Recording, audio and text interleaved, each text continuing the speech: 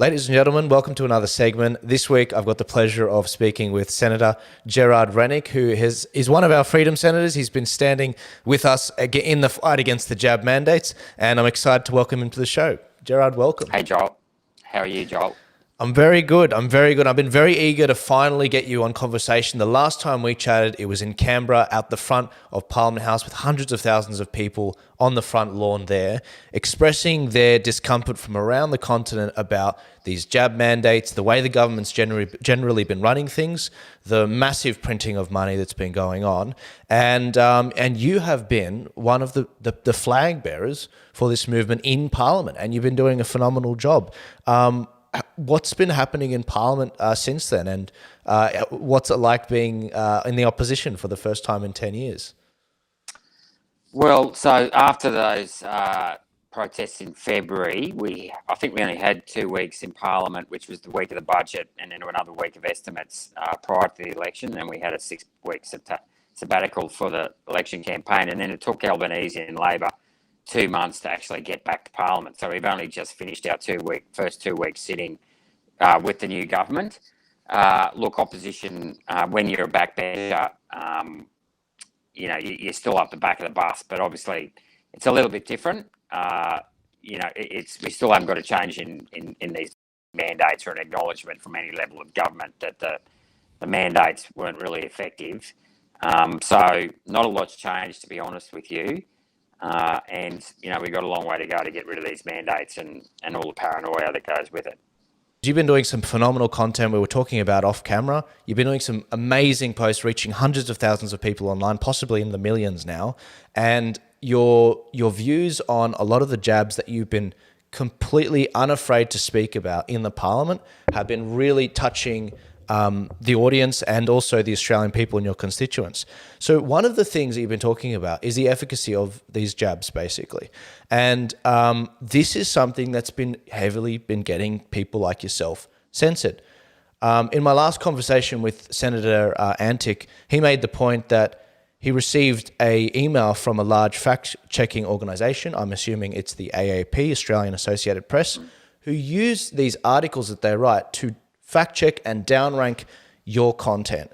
Now, what is it about you and your content that they think is so radical? Well, I suspect it doesn't suit their narrative. And the question that the AAP should be asking them, or disclosing, is whether or not they've accepted money from any of the pharmaceutical companies or another organisation, directly or indirectly, where they've got a vested interest in promoting. And I got fact-checked once over the mortality rates from 2021 that had 172,000 people die from the ABS. I mean, that was fact. And the ABS reported 164,000 deaths in 2020. There was a difference of 8,000 people, or an increase in 8,000 people in the number of people dying in 2021. That was a fact. And the only difference to 21 and 2020 was basically the rollout. COVID did break out later in the year. We had 1,300 deaths in 2021, but there were 900 COVID deaths in 2020. So of that, around 8,000 increase in deaths, only was 400 was due to COVID. So the question is, what was the other 7,600 related to? And of course, when I said, well, the only difference is in the rollout. And when you actually look at the month-by-month data, the increase in deaths only started to occur from April onwards, which was exactly when the rollout started to occur. So, the correlation was extremely high between rollout and excess deaths. So it was a bit of a stretch for the AAP to say that I wasn't telling the truth. But look, it seems to me too, when you really hit close. I mean, another one where I got fact checked on Facebook, and it was a pretty benign comment, was that they were going to change the mode of PCR testing later in the year. And I just said, oh, look, it's good to see they're going to move to a more accurate form of testing. I didn't actually say the PCR test was not necessarily that accurate or anything. And I got fact checked on that. And it's just, so it's amazing how certain topics are very, very sensitive towards towards the establishment. They just won't tolerate any questioning of anything. Yeah, absolutely. And I think, we're going into, just this last month, we've seen, this monkeypox becoming a global pandemic in terms of what they're deeming it as as a global pandemic. The White House this week announcing that announcing a state of emergency because of that, and the WHO also saying that this is officially a pandemic. We saw this video just recently come out, just a 30-second video of the head of the WHO, Tedros, talking about this very topic. Stigma and discrimination can be as dangerous as any virus and can fuel the outbreak. As we have seen with COVID-19, misinformation and disinformation can spread rapidly online. So we call on all social media platforms, tech companies, and news organizations to work with us to prevent and counter harmful information. Like, how do we discuss a topic when we're just getting censored all the time on it? That's a very good question. I have no idea. I think the idea is you don't discuss the topic, and by shutting down debate, then you just accept the narrative. And I think it's a deliberate strategy to shut down alternative points of view, which is not the way it should be in a pluralistic democratic society. Right. I think when it comes to this debate, there is a big market for people, and that's why you've been getting so many interactions on your posts. As a senator, what can you do to sort of get access and demand answers from the TGA on a lot of these things? I mean, one of the things you called for, I think this last week, has been releasing the gag order from APRA on a lot of doctors speaking out. Yeah, so that one's actually a little bit harder to get information from because APRA is actually controlled by the 6 different state premier health ministers. So it's much harder for me to have any influence on that other than just general banging the drum and calling out their censorship, for want of better expression. They like to pretend they're not censoring people, but they are, whether they like it or not, by suspending people for Facebook posts. And I've spoken to people who've been suspended for saying things like, well, it hasn't properly been tested yet. Well, it hasn't properly been tested yet. There's nothing wrong in saying that because that's a fact. So it's harder to crack down on APRA. Unfortunately, I'd love to be able to do that. With the TGA, I've got a number of processes. I can either go through the estimates process. I can also ask for production of documents through the Senate process, and you can also do freedom of information requests on the TGA as well. But of course, they'll often redact information on the basis that it's commercial in confidence, which just the idea that there's any questions around health that are commercial in confidence is just absurd, and it indicates this might sound a little bit extreme, but fascism is basically where corporates control the governments, not the other way around. And when you've got government regulatory bodies not disclosing all the data given to them by corporations, and effectively they're protecting corporations' interests over people's interests, well, that's an element that is on the road to fascism, period. So we need to call that out for what it is. Yeah, absolutely. One of the aspects that we've been seeing come out this last week has also been the debate on climate change. That's something they're going to start censoring on YouTube. They're starting to demonetize videos that have the wrong opinion, or not the narrative opinion, on climate change. But we hilariously saw a situation this week where one of the Teal independents actually didn't end up voting for the bill. They ended up voting the other way for the bill accidentally. Look, rather than take any more pot shots at Monique Ryan of Kooyong, where is this debate going with climate change? We've just seen the debate pass the lower house. The bill has passed the lower house for this climate change bill, legislating 43% emissions reductions. Can this be stopped in the Senate? And where do you see the debate going within the Liberal Party on this? Well, in theory, it can be stopped in the Senate. That would require Jackie Lambie and David Pocock, One Nation, and whoever else is in. Ralph, along with the coalition voting against it. So Labor and the Greens have 50% of the vote, 38 votes out of 76 in the Senate. They would need 39 votes. So they either need one of the crossbenchers or obviously the coalition. So it could be stopped, but it won't be. I mean, I suspect David Pocock or Jackie Lambie will try and make a few amendments in order to get their votes, and Labor may say yes or no. they'll say yes or no to one of them and no, yes to one and possibly no to another, or they might say yes to both. So, it's highly likely it'll get up. There's very little that's going to stop it now. It's completely impractical. I mean, Labor, in order to get to that 43% reduction in carbon emissions by 2030, are proposing that 82% of the grid is renewable by 2030. Well, let me tell you that, you cannot have a grid that is 82% renewable. To think that you're going to rely on 18% baseload power is just absurd. So their plan is already flawed. That's in terms of their, the way they count net zero. I mean, the entire climate change argument's complete junk science. There's no science called climate change. The science of heat's called thermodynamics. You also need to understand quantum physics as well as atmospheric pressure. So, and a little bit of biology called photosynthesis thrown in. So, but long story short, second law of thermodynamics is the entropy of a system always increases. There is no glass dome up there in the atmosphere that traps convection. So effectively the way a greenhouse works is that it traps convection. Hot air rises during the day, cools during the night, and then that hot air that rose condenses, forms liquid and falls back into the plant. Well, there's nothing that stops hot air from rising up into the atmosphere. And if you don't believe me, go and sit in your car one night, hop outside, park your car on the street, turn it up to 30 degrees, and then turn it off at about 10 o'clock, and then stay in the car for the rest of the morning, and I'll guarantee you that heat has escaped out of the car. And that's even within a car, right? Which has actually got, a roof and you can close the windows. But the atmosphere has no roof. It has no solid object that traps convection. So if you actually, long story short, heat's kinetic energy, the energy of motion, the idea that, photons get trapped. They do get absorbed and emitted by CO2, that's correct.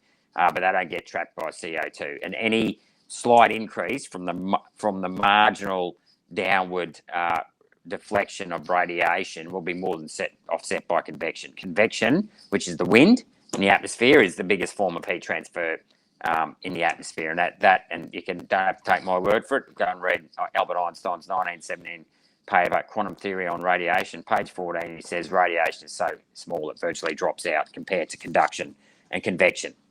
So if there's any scientists out there that want to debate me on climate change, bring it on, because, I'm just relying on my grade 12 physics here. You don't need to be a rocket science to understand this stuff. Just go and look outside at a hot air balloon. If the hot air balloon wants to actually go higher, it puts more heat into the balloon, right? i.e. hot air rises. Climate change theory seems to indicate that the more heat there is in the atmosphere, it's going to get hotter at the lower down. No, it'll just rise faster. And that's in accordance with the Stefan Boltzmann equation as well, whereby temperature is a function. Hang on, what is it? Which one? Radiation is a function of temperature to the power of 4. So the hotter it gets, the faster it radiates away, i.e. the faster it cools. So, but we can talk about the Holocene period. The Earth's been warming for 20,000 years. We can talk about the Milankovitch cycles. We can talk about how photosynthesis recycles 25% of the atmosphere's carbon dioxide every 4 years for free, mind you. And carbon dioxide then gives us energy in the form of oxygen as well as simple sugars. So why would you rely on something like a lithium batteries that's a 1% ore body, i.e. you've got to mine 100 tonnes of ore to get 1 tonne of metal, add stripping ratios onto that, and that's only half the battery. It's just the proposed, the science behind it's junk, and the proposed solution behind it is even bigger junk. We're now just going to start mining rare earth metals, which aren't actually that rare in the Earth's crust, but they're rare because they're only 1% of the Earth's crust. And to think that that's going to somehow save the planet is just ludicrous. I can't wait for the Senate debates, but I don't think it's going to make much of a difference with the numbers like David Pocock and the Greens passing it. But I do look forward to your speech there nonetheless and sharing it out there. Senator Rennick, that's a lot of information. And if you ever do find a willing scientist to go head to head, I'd be happy to host you both here. Look, what part of the problem I see with this is the Liberal Party aren't really united at all on this front. It's a broad church with a lot of different beliefs. How is it we can have yourself as a senator in the Liberal Party and also a bunch of other senators that are more the Malcolm Turnbull types on the left wing of politics? This debate has been lost by the Liberals. It seems as though they're subscribing to the climate change narrative and they've completely forgotten the lessons learned in the 2019 federal election. I mean, this week we just saw a situation where the state council of the New South Wales Liberal Party met to actually vote on the direction of where the Liberal Party is going to go, and it seems as though we're still waiting for the votes to come in on that. But the general narrative, the mainstream narrative from them, seems to be one of continuity, to lean more into the teal side of things, the climate change things. What lessons should they have learned from the federal election? And why are we seeing this? Okay, the really big lesson from the federal election should be that you only ever come second when you adopt your opponent's narrative. So we cannot out-teal the teals, we cannot out-green the greens, right? We can't out-Labor, right? We need to distinguish when we talk. And can I say that this climate change debate is a symptom of a bigger problem, which is that we won't stand up for our own values, which is the dignity and worth of every individual, freedom of speech, freedom of conscience, a la COVID hysteria, small government, reward for effort, right? I mean, we pumped in $30 billion for renewable subsidies over the 9 years we were in government. I mean, I don't know why we thought that was a good thing. I think that was terrible because we were just pandering to rent-seeking parasites. So the big lesson needs to be, number one, you only come second when you adopt your opponent's argument.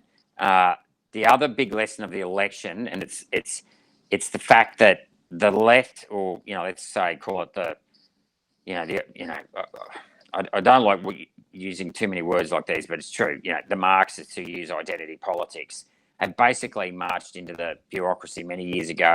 They marched into the family home. They marched into the classroom. They marched into the hospital waiting room. Through COVID. They marched into the corporate boardroom through superannuation. So this election was marked by the fact that the 18 to 21-year-olds, the people who voted for the first time from the last election, were all born in this century. They all went to school, started school around 2010, and they have all had that identity politics, climate change hysteria taught to them, rather than things like thermodynamics and atmospheric physics and quantum mechanics, like true math science courses. They've basically had fear and guilt shoved down their throat, just like what we got in COVID. That stuff's been going on in schools for 2 decades. So we have to push forward back. We have to go back to our old values, or our traditional values, which is promoting and empowering the individual and the family. Right. So superannuation, workers should be able to keep that 10.5%. It should not be going to a superannuation fund in Sydney or Melbourne where it's centralised, pooled and centralised, and then it's controlled by a handful of unelected people, right? That is communism when you're centralising wealth to that degree. Childcare. Rules are now so that you only get a childcare payment if you send your child to a childcare centre. Why can't you how's that going to help people who do shift work like nurses, policemen, taxi drivers, transport workers, people who work in hospitality, and heaps of other people that work outside the 7 to 6 top guideline, right? Why can't you say, for example, you might, if you've got a childcare payment, you might want to stay home and raise the child yourself. It might be the difference between you staying at home and going back to work. You might want your parents to do it. You might only need a nanny for 3 hours a day. So we've got to, do that. I also would like to see a cut in income tax for low income earners. I'd like to see the tax-free threshold raised to $40,000. If businesses get a tax deduction for the cost of doing business, why can't workers get a tax deduction for the cost of living, especially in Sydney? As far as I'm concerned, you should tax houses sold over $3 million. I mean, there'd be houses in Woollahra going up by $300,000 every year that they pay no capital gains tax on, and yet the battlers in places like Western Sydney and that who are earning 50 or 60 grand a year, paying 10, 12 grand a year in tax, and probably spend all of that just to get to work, have to pay tax. So if we believe in reward for effort, we've got to have lower income taxes and start taxing the wealthy. I mean, I've got nothing against you owning a house, but if you start spending more than $3 million on a house, you've clearly got plenty of spare money. That excess money should be going into factories, building factories, going into manufacturing, agriculture, value add industries that are going to start producing goods and services in this country. So we've got to get back to our traditional values. As for why the wets continue to go along with the net climate hysteria, I do not know why. But what we need to do is distinguish between protecting the environment and net zero. So when it comes to getting rid of plastic, protecting our wildlife, our biodiversity, reducing pollutions in our riparian zones, our rivers, all that stuff. That is true that is true environmental conservatism, and that is what we should be doing. But CO2 is a natural part of the atmosphere. It's, it feeds the plants, it feeds the phytoplankton in the ocean. More phytoplankton in the ocean means more fish. It's greater fish stocks. It's a good thing. So it's just absurd how we demonise this gas, and yet we turn our blind eye to all this other pollution, especially plastic. The plastics in the ocean and these bloody face masks and things like that. That's the stuff we should be cleaning up. Yeah, absolutely. David Flint was on my show right after the election, and he said the WA, Western Australia Liberal Party, when they cease to be conservative, they cease to exist, and that's what we saw.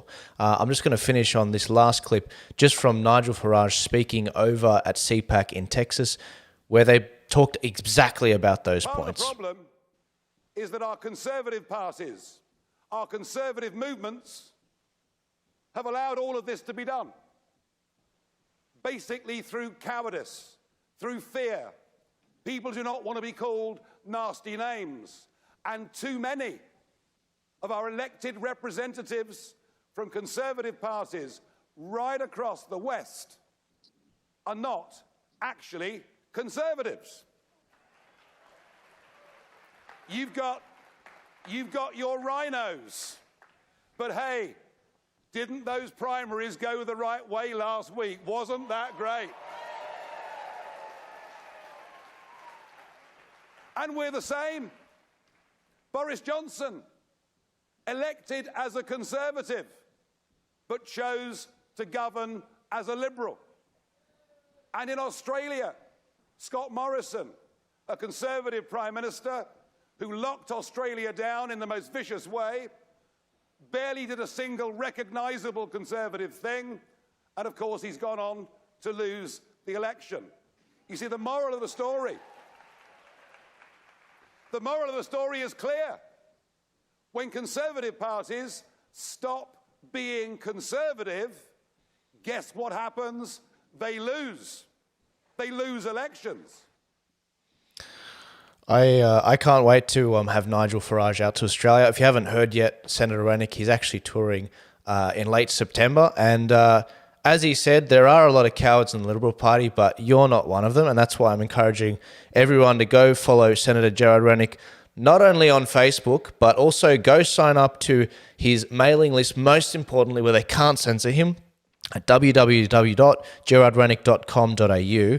And I have the pleasure of inviting Gerard Rennick. I haven't even told him this. This is absolutely live, guys, just so you know exactly how this works. I'm inviting you, Senator Rennick, as one of the honourable guests at the Nigel Live event in Brisbane. If you happen to be free at the time, I'd love to have you there. I do believe it's in Brisbane on the 27th of September, and I'd love to have you there. We've got an awesome dinner with yourself and a number of others and Nigel Farage, and it's going to be an absolutely amazing show. And I just want to say thank you to a lot of the Freedom Senators like yourself for fighting the good fight in the actual Senate and making sure that we keep this darkness at bay. But guys, if you guys want to have tickets and perhaps see Gerard Rennick, if he's able to make it, go to nigelive.com.au. He'll be coming in Sydney, Brisbane and Melbourne. Thousands of people will be there. It's going to be awesome. Conservatives coming together of like-minded talent. And if you really enjoyed this conversation, please remember to give it a share and like, comment, donate. If you want to see Senator Rennick back on again, please do. Senator Rennick, is there anything you want to leave the audience with? Look, guys, thanks for all your support throughout the last 8 months. I'm sorry I haven't been able to end these mandates. I've certainly tried, but I'm certainly focused on trying to at least get, what's left of the coalition to go back to their traditional roots and protect the individual. Ultimately, all democracies, the power of governments come from the people. It doesn't come from unelected bureaucrats or corporations, and we have to continually restrain the authority of Big Brother in the big end of town, and I'll keep doing that for you. Yeah, you're an absolute legend, and your efforts aren't going unnoticed. People, they walk up to you in the street. I saw them, how they treated you at the protests in Canberra. They love you. You're doing God's work, and I can't wait to see you fighting the good fight in the Senate as you recommence in September. Thanks so much. Thanks, Joel.